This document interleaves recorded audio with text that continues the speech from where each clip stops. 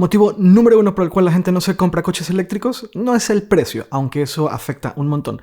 El motivo número 1 por el cual la gente aún no se compra un coche eléctrico es por la batería y todo lo que tiene que ver con la batería. Y entre los principales rechazos que hay con relación a la batería por parte de personas que tienen coches de gasolina o diésel son los tiempos de carga. Estamos acostumbrados a repostar en 5 minutos. Nunca es 5 minutos, normalmente es un poco más, porque tardamos en pagar, porque a veces hay una persona por delante de nosotros. Pero digamos que son 5 minutos.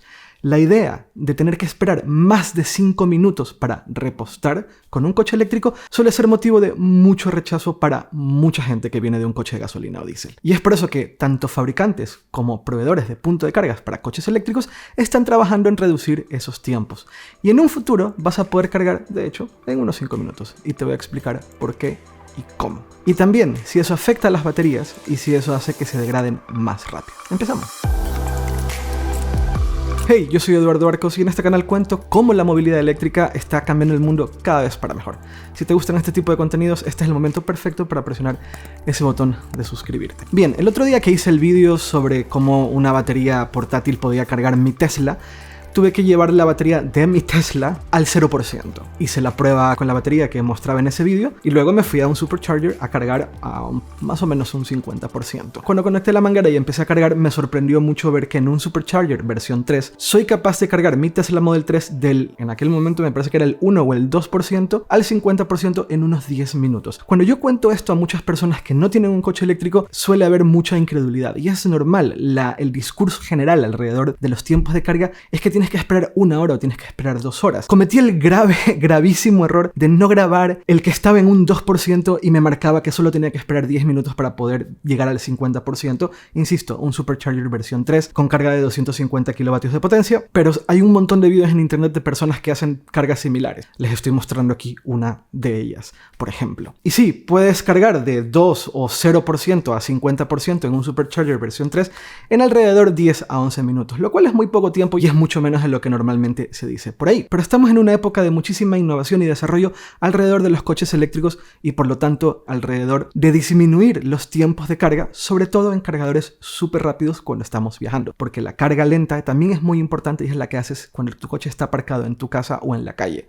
Hablaremos de eso en otro vídeo. Y si vemos a lo largo del tiempo las potencias máximas de los cargadores, y en este caso los superchargers, que es la red de carga más amplia del mundo, el primer supercharger, la primera versión de los superchargers, solamente cargaba a un máximo de 100 kilovatios de potencia. Luego la versión 2 de los superchargers eran capaces de cargar hasta 120 kilovatios de potencia y luego por medio de una actualización de software lo aumentaron a 150 kilovatios de potencia.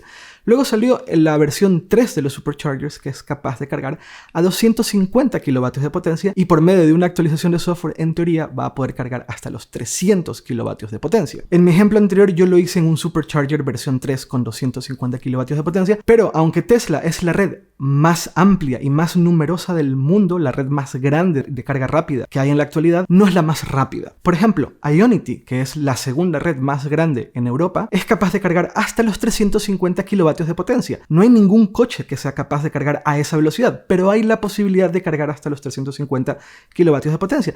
Y luego tenemos a Xpeng, que han montado cargadores de 500 kilovatios de potencia. No hay ningún vehículo capaz de llegar hasta los 500 kilovatios de potencia, pero está ahí la posibilidad. El cargador ya lo ofrece, solo tendríamos que esperar a que alguien haga un vehículo capaz de cargar a 350 o a 500 kilovatios de potencia.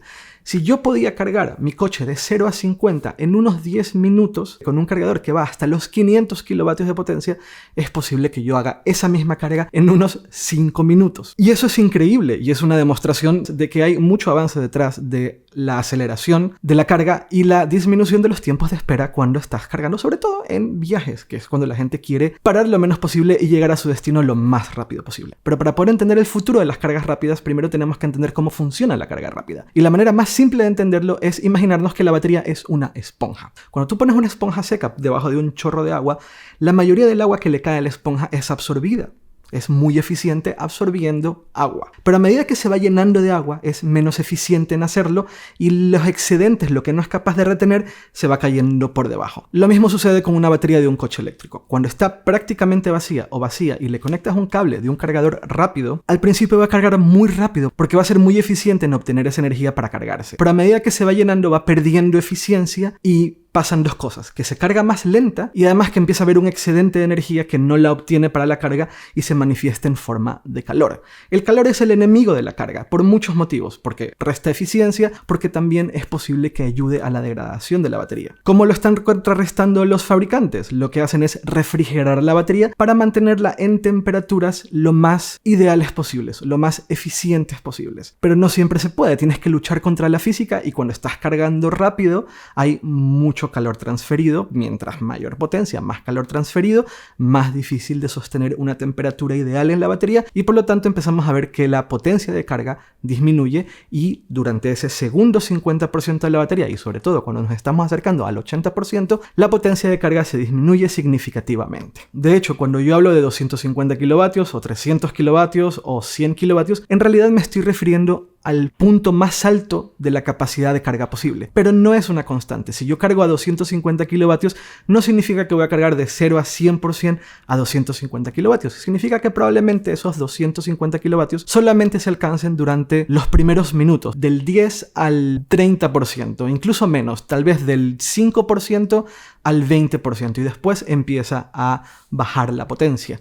A eso le llamamos la curva de carga. Y cada coche tiene una curva de carga distinta, porque cada equipo de ingeniería de baterías detrás de las marcas tiene una aproximación distinta a poder intentar ser lo más eficientes posibles a la hora de cargar la batería de forma rápida, intentando lastimar lo menos posible la durabilidad de la batería. Porque por lo general, mientras más calor experimenta la batería, más posibilidades de que se degrade. ¿Por qué se degradan las baterías? En términos muy simples y sencillos, tiene que ver con lo que sucede con los electrolitos cuando hay cambios de temperatura repentinos. Lo que suele suceder es que se cristalizan y el paso de los electrolitos del ánodo al cátodo se dificulta. Lo estoy simplificando bastante, pero básicamente es lo que sucede. Los cambios de temperatura repentinos y el calor repentino suele ser el enemigo de una batería. Pero en definitiva, lo que busca esta curva de carga son dos cosas. La velocidad más rápida posible de carga dependiendo de las condiciones del momento, es decir, dependiendo en qué punto de porcentaje de carga está la batería, y degradarla lo menos posible. ¿Cuál es el problema? Que las dos cosas están peleadas una con otra. Es como dos personas tirando de una cuerda. Por un lado, sabemos que queremos cargar la batería muy rápido, por otro lado, no deberíamos de exponerla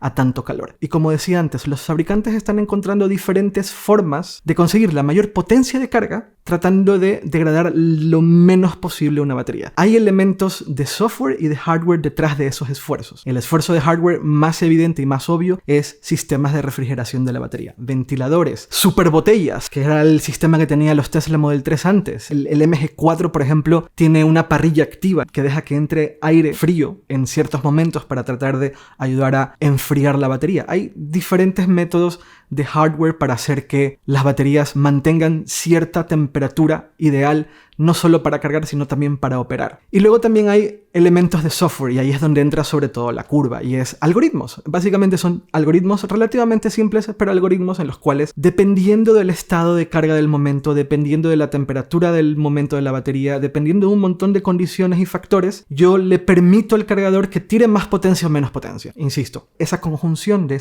elementos de hardware y de software, actuando y trabajando en conjunto, forman la curva. Hay coches que mantienen una curva de carga alta, incluso por encima del 60%, y en teoría los ingenieros detrás de esas compañías han encontrado maneras de mantener la temperatura de la batería a cierto nivel sin que se degrade. Hay empresas que son tal vez un poco más conservadoras y la curva se disminuye antes del 50%, durante el 50%. Y eso está muy bien, y además ahí hay mucho avance, ahí también hay mucho trabajo de investigación y desarrollo. Pero hay una cosa que está sucediendo que a mí me resulta extremadamente interesante y que tiene que ver más con el lado del software que con el lado del hardware. Y es una investigación que se está haciendo en el Laboratorio Nacional del Estado de Idaho en Estados Unidos. Y es inteligencia artificial. Un grupo de científicos han utilizado inteligencia artificial para observar los cambios en factores determinantes para la velocidad de carga, como el voltaje y la corriente. Luego, usando modelos computacionales y probando en baterías reales, han desarrollado un nuevo protocolo de carga que en teoría sería capaz de cargar una batería como la de, por ejemplo, un Tesla Model 3 de 0 a 90% en tan solo 10 minutos. ¿Y cómo lo consiguen? Nuevamente, volvemos a las curvas de carga. Este protocolo lo que conseguiría es intentar mantener la potencia de carga lo más alta posible durante la mayor cantidad de tiempo posible. Modificaría por completo la curva de carga, de tal forma que no afecte a la batería. Ahora, ustedes se preguntan, ¿cómo es posible que yo pueda mantener un pico de carga relativamente alto sin afectar la batería si acabo de explicar que mientras mayor potencia, más calor, y mientras más calor, mayor degradación? De acuerdo. Tal vez la mejor forma de explicarlo es la medicina general. La medicina general es una metodología que, en teoría, no funciona a todos. Pero luego, cuando hay un diagnóstico muy particular para una persona que trabaja de cerca con un doctor para poder encontrar su enfermedad y poder resolverla, se está desarrollando una metodología que probablemente afecta para bien a esa persona, pero para alguien que tiene un problema similar tal vez no aplique. Estoy siendo nuevamente muy simplista, pero sería una situación similar. Es decir, si yo encuentro una manera de poder desarrollar una curva de carga por medio de inteligencia artificial, es decir, aprendizaje automático que pueda analizar por medio de software cuál es el estado de manera individual de cada celda, en cada coche, en cada batería, y yo pueda adaptar esa curva de carga para cada vehículo y lo pueda optimizar al máximo rendimiento posible, con la menor degradación posible, es muy probable que los tiempos de carga se aceleren significativamente. Y eso es lo que se está pretendiendo por medio de este nuevo protocolo de carga utilizando inteligencia artificial y por medio de desarrollo de algoritmos muchísimo más complejos para desarrollar curvas de carga mucho más exactas, mucho más complejas y mucho más individualistas, por decirlo de alguna forma, para conseguir que los tiempos de espera durante cargas rápidas sea significativamente menor. Lo cual me lleva al siguiente punto. Pasamos del temor de las personas que tienen un coche de gasolina o diésel en los tiempos de espera y ahora entramos al temor de las personas que tenemos un coche eléctrico en que inevitablemente las cargas rápidas arruinan nuestros coches y arruinan nuestras baterías. Lamentablemente no tenemos demasiada información relacionada con la forma en la cual las cargas rápidas, sobre todo en superchargers, porque es la red de carga que más tiempo tiene en el mercado, ha afectado a las baterías de los Tesla, que son los coches que más tiempo llevan en el mercado. Necesitamos más tiempo todavía, un par de décadas más, para poder entender mejor o mucho mejor cuál es el efecto real que tiene la carga rápida en baterías de coches eléctricos. Debo aceptar que tampoco quiero confiar demasiado en Tesla y lamentablemente la única información abierta, real y la única compañía que está liberando información al respecto es Tesla. Ningún otro proveedor de carga y ningún otro fabricante de coches ha liberado datos tan detallados y tan granulares sobre cómo la carga rápida ha afectado a coches a lo largo de, por ejemplo, una década. ¿Qué pasa? Que el primer coche de gran autonomía que se lanzó al mercado fue el Tesla Model S y fue en 2012. Tenemos solamente 10 años de datos y solamente lo tenemos de básicamente una compañía. Nissan, que sacó su Leaf en 2010, no ha liberado muchos datos, por lo tanto tenemos que confiar en Tesla. De momento, eso cambiará en el futuro. Y si hacemos caso a Tesla, los datos son muy optimistas. De acuerdo a Tesla, la degradación de una batería tras 320.000 kilómetros recorridos, que es lo que probablemente recorra un vehículo tras 10 a 15 años de vida, si calculamos que un coche en Europa suele recorrer unos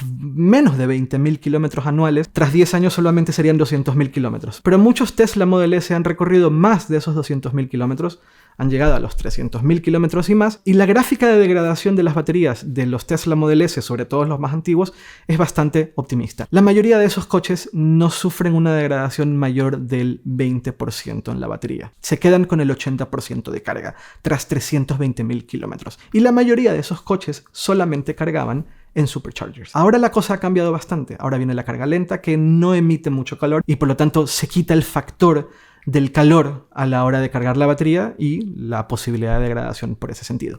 Pero aún con la carga muy rápida, y aún tras 10 años de uso, y aún tras 300.000 kilómetros recorridos, se está viendo Tesla Model S, que todos esos Tesla Model S tienen una degradación de un 20% como mucho. Y eso con la tecnología de hace una década. Los fabricantes de coches eléctricos, incluyendo Tesla, han innovado muchísimo en las baterías. Hay muchísima inteligencia asociada a las baterías en la actualidad. Nuevamente, componentes de hardware por todos lados. Tenemos mucho más espacio para poner componentes de hardware que nos ayuden a optimizar la mejor forma posible el uso de esas baterías. Y también el uso de componentes de software para administrar esas baterías. Las baterías en la actualidad son muy inteligentes y no solamente en los coches eléctricos.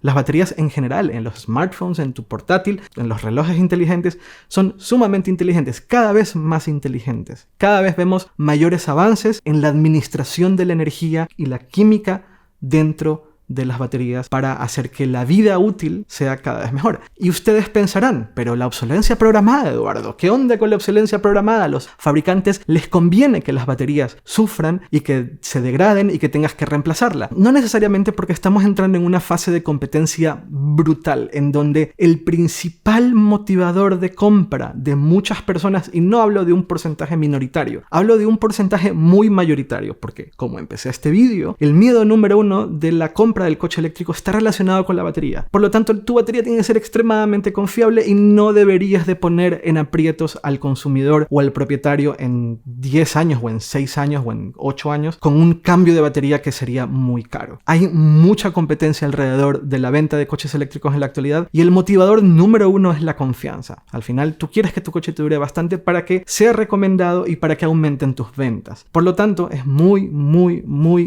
poco probable, que además esto es una teoría conspirativa, la obsolescencia programada en general surge de teorías conspirativas. No hay un motivador real. El motivador, de hecho, es lo contrario. El motivador es conseguir que la batería dure lo más posible y que se vean esos coches siendo útiles tras 15, incluso 20 años. En el caso de Tesla, que es el mayor fabricante de coches eléctricos en la actualidad, ellos consideran que sus baterías actuales pueden durar por encima de los 15 a 20 años sin ningún problema. Y además vendrá un futuro en el cual el reemplazo de baterías, cuando se tenga que hacer, que también hay que tomar en consideración esto. La mayoría de los fabricantes de coches eléctricos que están vendiendo coches desde hace muchos años prácticamente no ven baterías regresadas a las fábricas para ser recicladas, siguen siendo utilizadas. Pero cuando eso llegue a suceder, van a pasar dos cosas. Las baterías van a poder ser recicladas a un número mucho mayor del actual y el precio por batería, el precio por unidad va a ser cada vez menor. Hay mucha investigación y desarrollo alrededor de las baterías y solo nos puede beneficiar a nosotros los consumidores.